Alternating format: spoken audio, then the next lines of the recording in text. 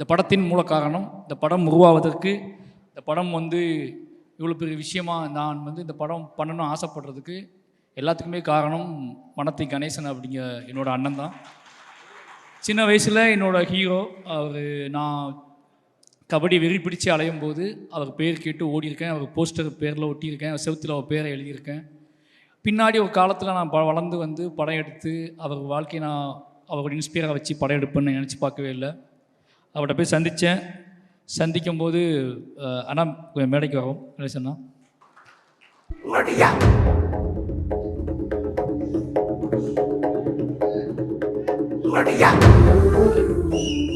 பைசனோட கதை என்னன்னு கேட்டிங்கன்னா, இது கண்டிப்பாக ஒன்றானுக்கு வரல. இதுதான் கதை, பைசனோட கதை.